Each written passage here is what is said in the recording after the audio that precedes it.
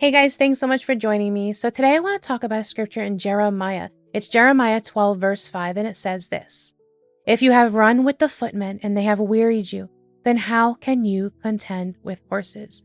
So I look at the scripture and I think about the world. So there's tons of people running their own race in this world. Some are towards Jesus, some are towards the world. So we have all these people running. And so I wrote something down and I want to explain this. So if mere men have wearied you in your race, then how, when the time comes, will you be able to go up against a much stronger adversary? And I also wrote, for running against man is a challenge, but even unbelievers can see the win against man before it starts. However, running against a horse, it seems to most as an impossible endeavor, but to a believer, we can see the impossible. And when you prove to have the faith to run against man, then you will be given the opportunity to run against horses. For if you believe that you can move a small stone, then surely you can move a large mountain. And so the second part of Jeremiah 12:5 is this: And if in the land of peace in which you trusted they wearied you, then how will you do in the floodplain of the Jordan? So I wrote, if you are allowing a mere man to hinder your race, if you can't even contend with mere flesh without allowing it to hinder you, then what makes you think that you can contend with stronger waters? For if man can so easily distract you and pull you down, then how much more a flood with mighty waters? So imagine, you're running against man. Now put yourself as crossing this Jordan with these strong waters. That's going to be a lot harder to cross, right? And so I wrote, and we at times may forget that the floodplain in the Jordan also wanted to hinder Joshua and the Israelites from crossing over with the ark. But when God sends you to do something, he takes care of you. And so the scripture is, then the priest who bore the ark of the covenant of the Lord stood firm on dry ground in the midst of the Jordan, and all Israel crossed over on dry ground until all the people had crossed completely over the Jordan. And then we also have to remember too that God, he parted the Red Sea. And so I wrote this: the Egyptians were coming after Israel. They had oppressed them for so long. And even though the Pharaoh said he would let them go, he then turned from what he had said and chased after them to try and oppress them yet again. And when the Israelites reached the Red Sea, it looked as if they were finished, no place to go, cornered. But then God proved to yet again be the refuge that the Israelites needed. God, he parted the waters and they walked through on dry ground. God gave the Israelites safety in the same waters that drowned their enemies. What looks like an impossible situation for you, what looks like you have no way out, the waters look like they cannot be crossed. Those same waters that look like the impossible will be the same waters that God parts, shows his mighty hand, and makes a way through the Jordan on dry ground. Because our God can't be held back by what the world says. The word impossible may at times be in man's vocabulary, but it is never in God's. Therefore, don't make it in yours either, because when we can't, God can. These floods that keep staring at you in the face, you have to declare that they part.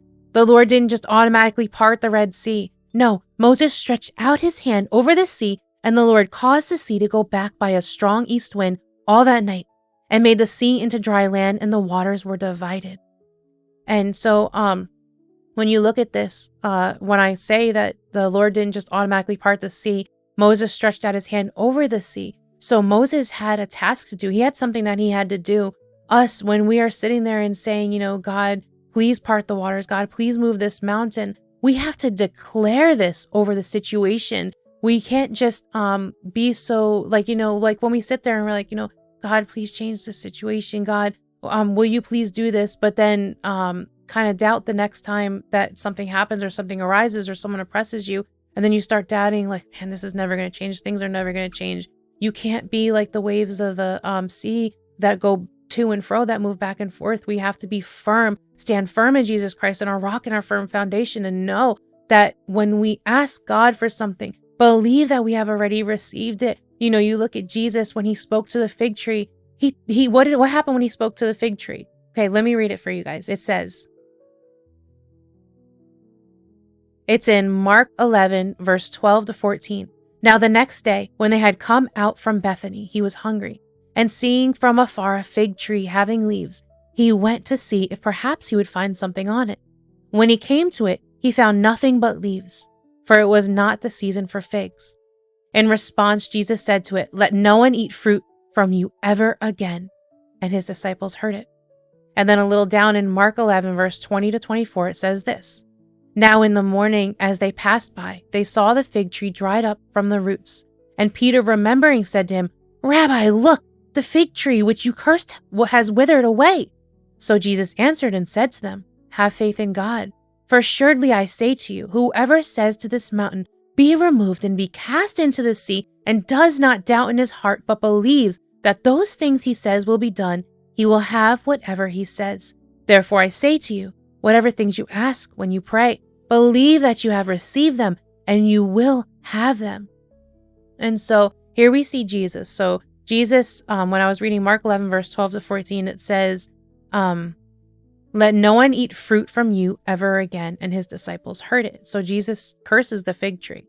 And then we see in Mark 11, verses 20 to 24, that the fig tree which he cursed withered away. So what did Jesus do? He didn't sit there and say, he didn't say, "Father, please make this fig tree never have fruit again," right?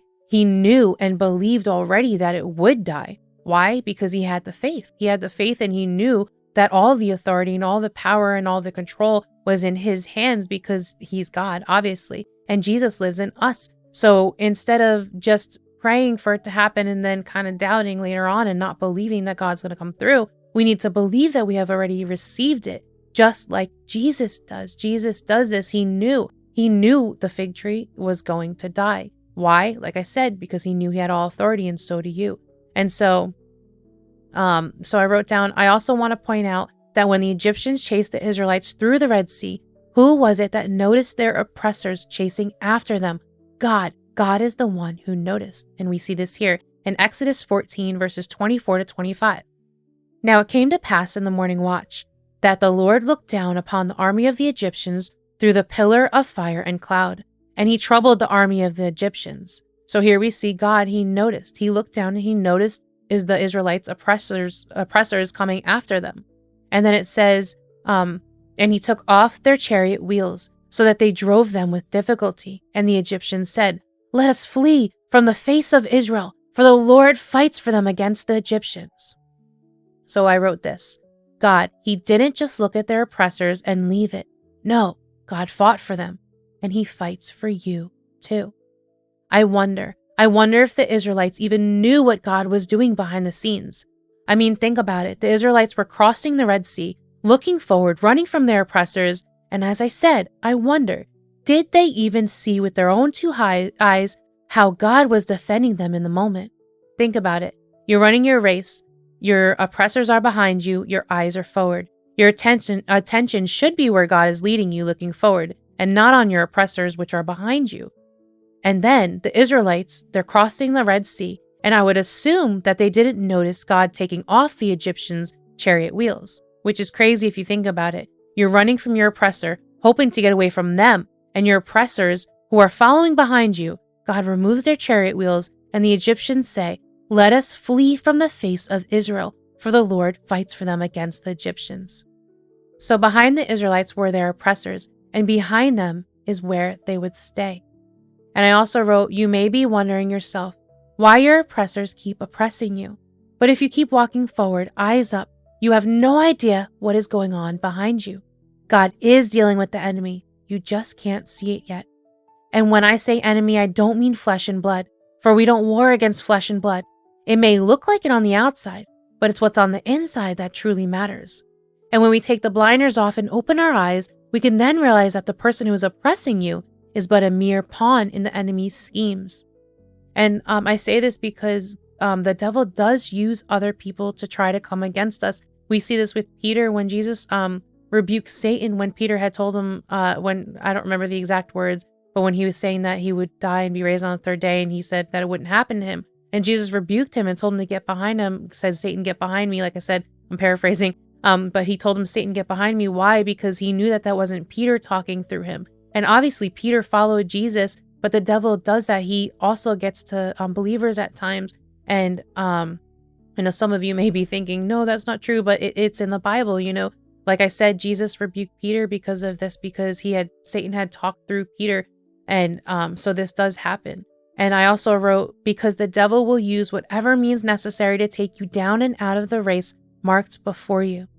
But when you realize that the devil has zero power, zero authority to do so, then you will quickly realize that his attempts to derail you will fail every single time. When you choose, yes, we must choose to ignore these attempts.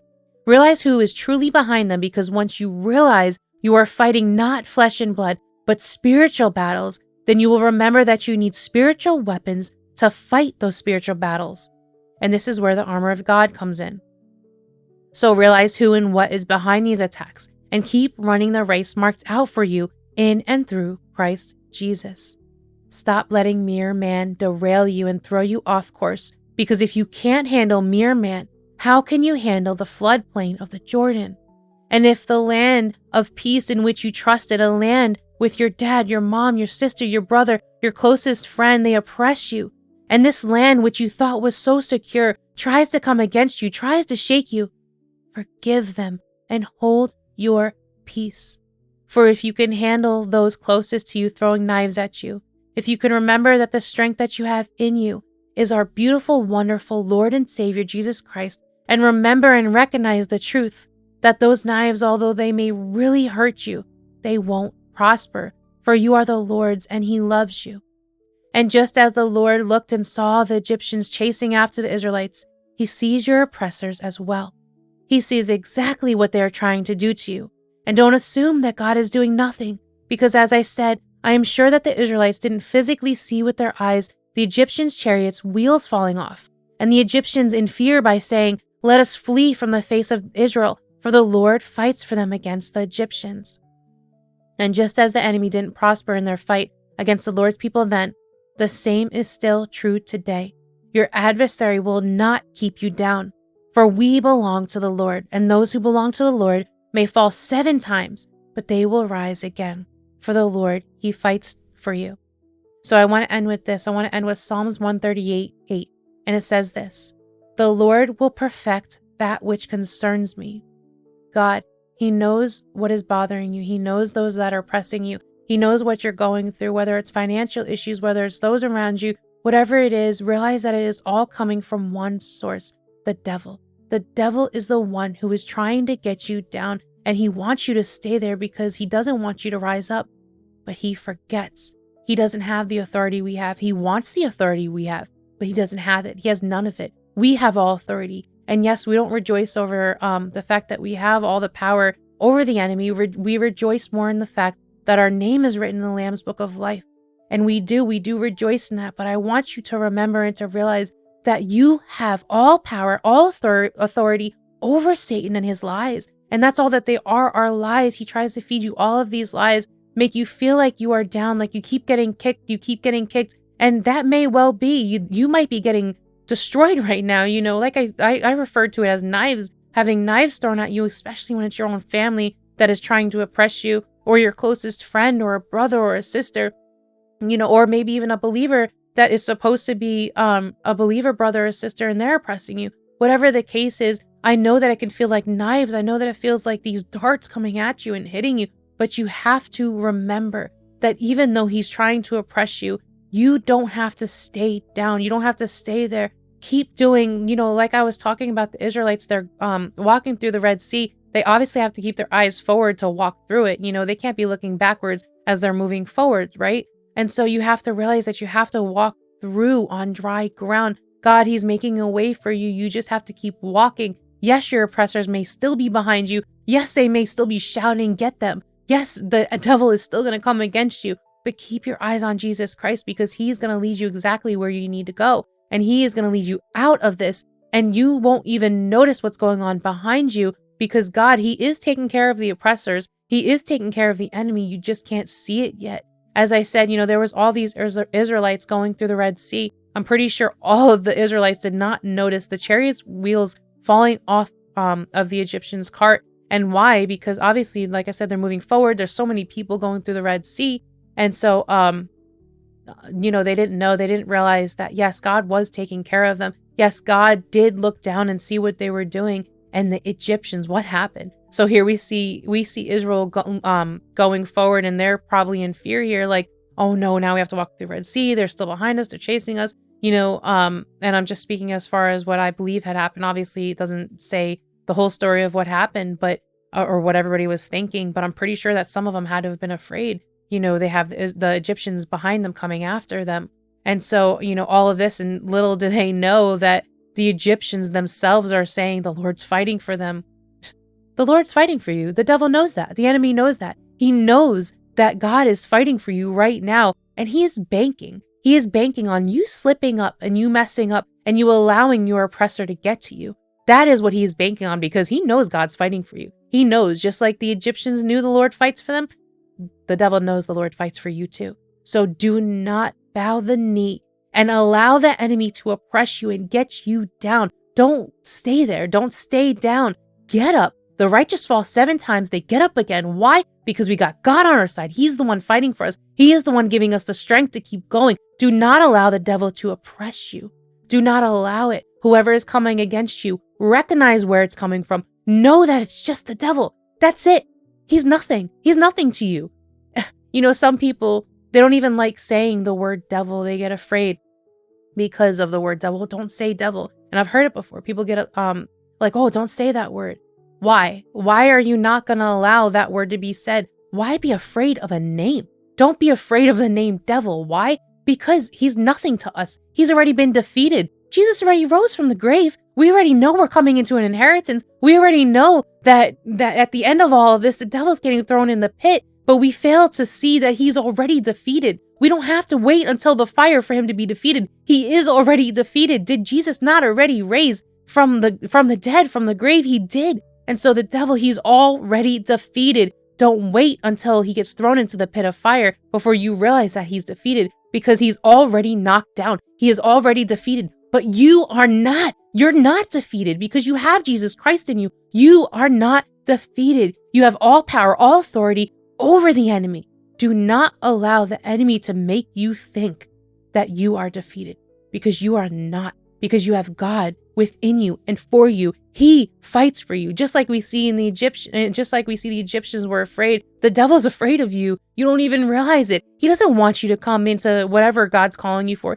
He doesn't want you to realize that you have authority over him. Why? Because then you're going to realize that he can't mess with you. He can try. He can send people to oppress you. He can try. He can send you into a financial situation. He can try to place sickness on you. But you declare, just like that fig tree, just like Jesus in that fig tree, you declare, I'm not gonna deal with this. No, the devil might try to oppress me, but I'm not gonna allow this. No, this situation will change, period. You can ask God and you can say, God, please let this situation change. God, I am trusting in you for this to change. And I am believing with all of my heart that this is gonna change. And you run your race as if it's already changed. If you're having financial issues, then you run that race as if the financial issues are already gone. If someone is oppressing you, then you declare, I'm not going to be oppressed anymore. And even if they come against me, it doesn't matter, because God is handling them in this moment, just like he did with those Egyptians. He handled them. And you're not seeing it yet, but you will see it, that God is already handling it. And so you have to remember, and you have to realize that God, he knows exactly what he is doing. He is taking care of you. You might not feel like it. You might not see it just yet, but you will. Trust me, you will. Because just as the waters came back on the enemies behind the Israelites, God, he's going to allow that to happen to your enemy.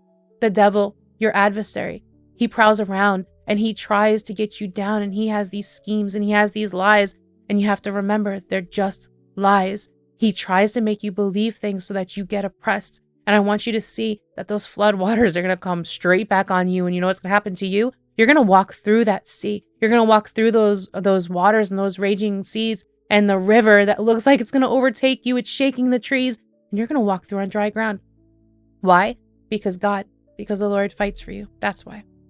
And that's all that I have for today. That's it. I know that was a little bit longer than usual, but that's all that I have. I just feel really strongly that whoever is being oppressed right now, if you're listening to this video, don't let Satan get to you. Realize who you are in Christ and know that he's fighting for you right now. And he's going to make everything all better. And I know that he will.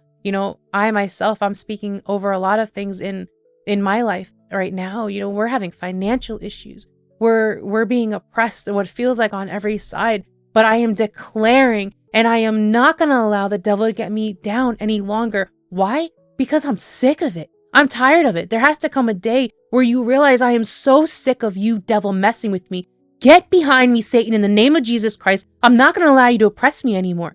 Period. You're not allowed to. Get behind me. You just punch him in the face. You keep walking and you ignore whatever he's trying to do to you. Don't spend too much time just sitting there and talking to the devil. You rebuke him. Tell him to get behind you. I'm tired of you messing with me. I'm tired of you messing with my family. And you keep walking straight towards Jesus. Eyes up, eyes ahead. Don't look anywhere else. Don't look to the right. Don't look at the person oppressing you over here. Don't look to the left. Don't look at the financial issues that you're having. Like I said, we're dealing with things as well. And I understand that things get to you. And if I could sit here and tell you, it would be a very long story. But if I could tell you what we've been going through over the past 4.5 years, it has been insane. We have been oppressed. I followed what Jesus wanted me to do. God wanted me to move. And, like I said, it's a long story, but maybe I'll share it one day on here. But we followed Jesus, and the second that we followed, we have had nothing but things come against us for 4.5, almost 5 years in September. And so I know what it's like. Sometimes the second you follow Jesus, you're like, oh, cool. I'm following and something really good's going to happen. And then bam, you get hit. Why? You're being, number one, you're being trained for whatever God has planned for you. I know that God has a calling for me. In the beginning, I couldn't see it as much because I was coming against so much. Like I said, it wasn't just anxiety. It wasn't just agoraphobia. It wasn't just financial issues. It wasn't just oppression. It wasn't just all of these things. It was so many things coming against us. And I'm sick of it. I'm so sick. And like I said, there has to come a point where you're just sick of it. And you don't want to take the oppression from the devil anymore. You don't want to allow him to rule you any longer. And there has to come that day where you realize your strength in Jesus Christ, where you realize that he has no authority over you, none. And so when somebody comes against you and when you feel that oppression, it's up to you. It's up to you to either turn it down or not. You can allow those things to get to you. You can allow them to get to you. You can allow them to make you depressed and sad and anxious and miserable. And I've been through that and I know what it's like. Don't do it to yourself. Don't. Why? Because you don't have to. You don't have to. The devil is already defeated. You have to understand this. And like I said, the devil does not want you to get grips with this. Why? Because he doesn't want you to realize that he doesn't have the authority over you. He can try to do things to you. He can try to make you, and he only does what God allows him to do. Remember that as well. So if something is happening to you, remember that God is allowing it for a reason. If the devil is oppressing you, it is for a reason. It's to build you up. It's to build your endurance. It's to build your character. It's to build your faith. It's to prepare you for what he has in store for you. There are so many things that you don't even know that are happening behind the scenes because all we see is the oppression. All we see are the finances. All we see is, we can't get a house. We can't, people are oppressing me all around. Family is oppressing you, whatever it is, whatever is going on in your life and whatever is going on around you. And maybe it's in your marriage. Maybe you're having troubles. Maybe whatever it is, know and realize who it is coming from. We do not war against flesh and blood. We war against spiritual beings, principalities. We war against the devil. This is what we're fighting. But what we have to do is we have to realize and recognize, like I said, where it's coming from and keep moving forward. Okay, so my video cut out about like 30 seconds ago. I don't know where it cut out. So I just want to end here. I know I said numerous times I was ending, but this is what happens when you use a camera on your phone to record is it cuts out. It only gives you a certain amount of time to record the video, and hopefully eventually I'll get something a little bit better. But for right now, I'm obeying God and I'm doing what I have to do, even if I have to use a phone camera to do it. So I just want to end here again, ending here with just saying, if you're being oppressed and if the devil's coming against you, don't forget you have all power, all authority over the enemy, and he has no power against you. But remember, be more grateful and more thankful that your name is written in the Lamb's Book of Life.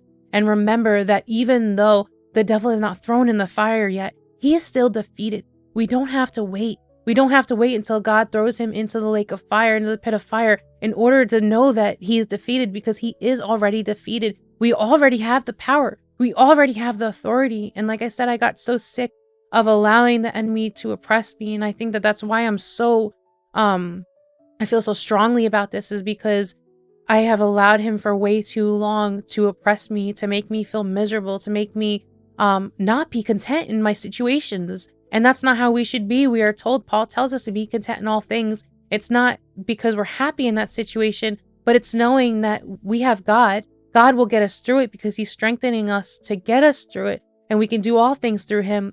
Anything, we can do anything through him, no matter what it is. It could be the hardest circumstances, and we can still get through it. And like I said, I followed what God wanted. God had told us to move, and I listened, and I didn't want to sell our house, and I didn't want to, like I said, it's a long story. And like I said, hopefully I'll be sharing it on here one day, but we have been oppressed for almost 5 years now in September, and I know what it's like. I know what it is like. And there's, when you have somebody who knows what it feels like to be oppressed, it's better because you know that, not that you're happy that they're oppressed, obviously, but I'm happy that I'm able to share this story with you guys so that I know what it feels like to be oppressed. And I believe that testimonies are important, and testimonies help people, and they show you that we all go through things together. We are all going through this. We are all doing life together, and I want you guys to know, and I want you to see that even though you feel that oppression, and even though at times it can get so overwhelming where maybe not even just that you want to give up, but maybe you just feel so depressed and so down. And I just want you to know that the oppression will end. God is working on it, and he is doing things. You just can't see it yet. And I know that in my own life, and I'm so sick of the devil messing with me. I'm so sick of him trying to get me down. I don't want to do it anymore. So now when the oppression comes, I try my hardest just to keep my eyes on Jesus and to stop allowing it to bring me down. What is it going to do by allowing it to bring you down? It's not going to make anybody happy except for the devil. That's it. And that's the point. The point is that it's not going to make anybody happy but the devil. So why allow it? Why allow the turmoil in your mind when you can push it away? It's like the eye of the storm. In the eye of the storm, it's so calm. But on the outside, everything's going crazy. Don't let the storm be in you. Be in the eye of the storm where everything is going crazy, but you are trusting God so much that you are not feeling the things that are waving around you and blowing around you, and tornadoes are going everywhere and things are flying everywhere, but you trust God.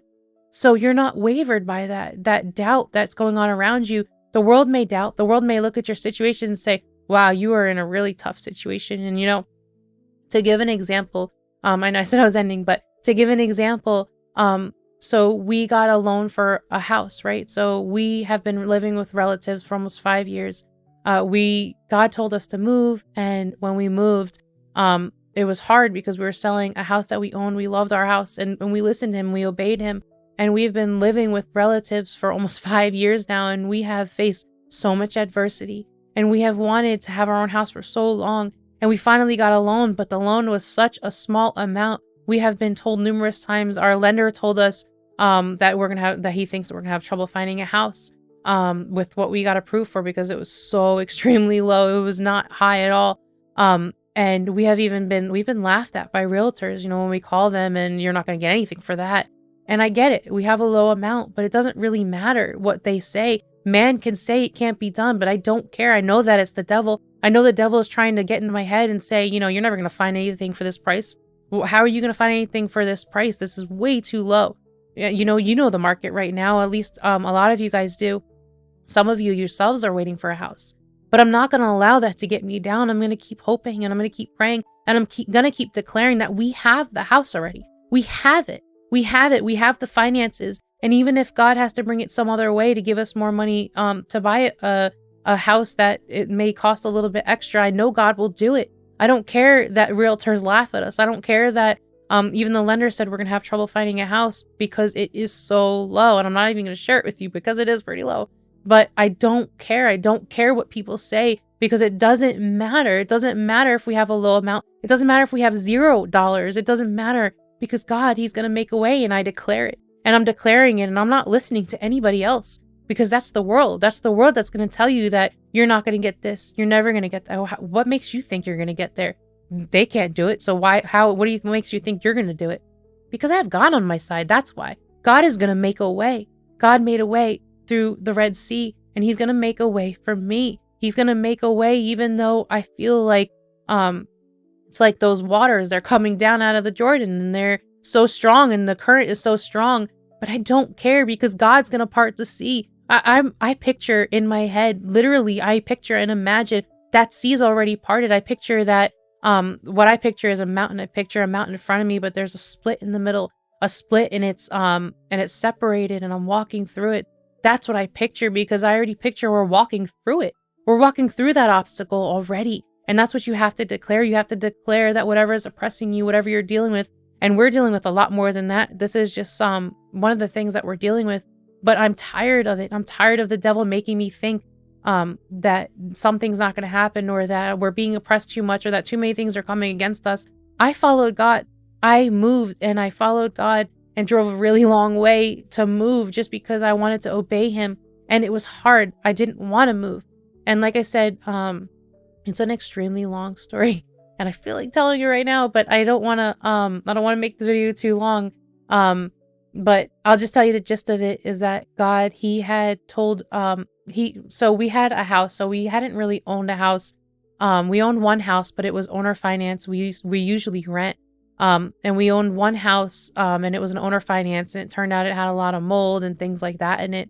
And so we moved out of there and then we rented again, and we finally bought a house, like an actual house, with an actual loan, not an owner finance. And it was the best house we ever lived in. I loved it. I never wanted to leave. I loved the property. I loved all of it.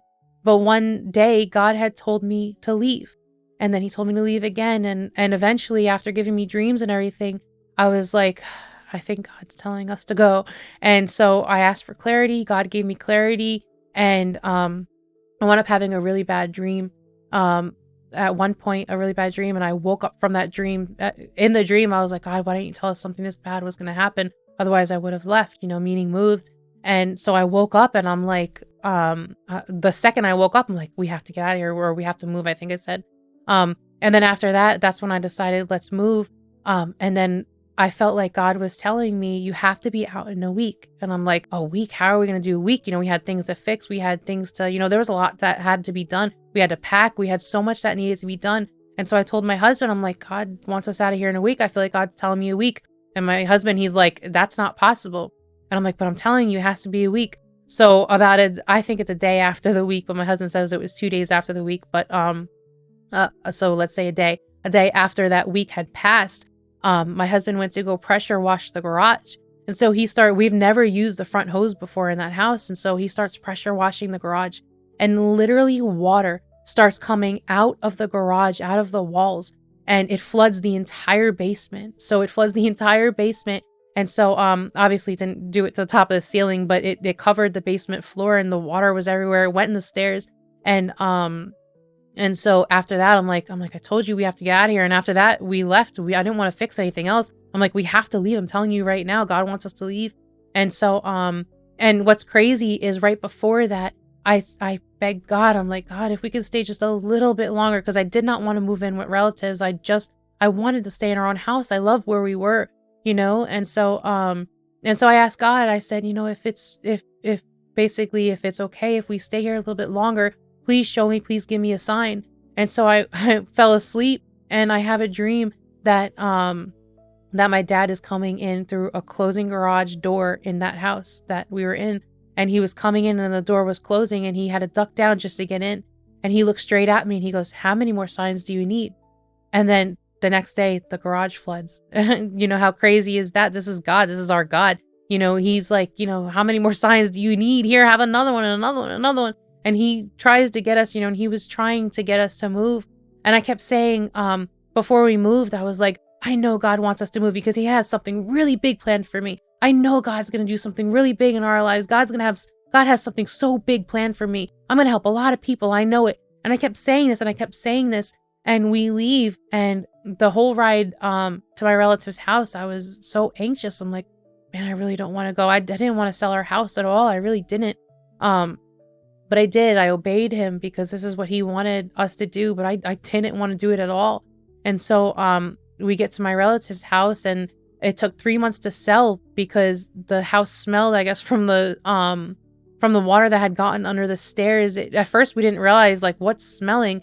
And the realtor, he's like, I think maybe you need to take your rug up because everybody comes in and says it has a smell to it. So I'm like, can you make sure that it's the rug before we take it up and spend the money on it? So he goes back to the house and he's like, it's coming from the stairs, from under the stairs. And at that point we knew it was the water probably drying itself out, under the stairs. Because obviously you don't go behind those stairs, they're closed off. And so we knew what happened. So it took 3 months for it to sell. And then after that 3 months, we're like, all right, finally it sells. Let's and we had a lot going on in that time. I wanted to go back, and I remember asking God as well. I'm like, God, can we go back? Because I don't want to be here. And he told me no. And so we stayed, even though I really wanted to go back. And so we stayed still, even though we had everything coming against us.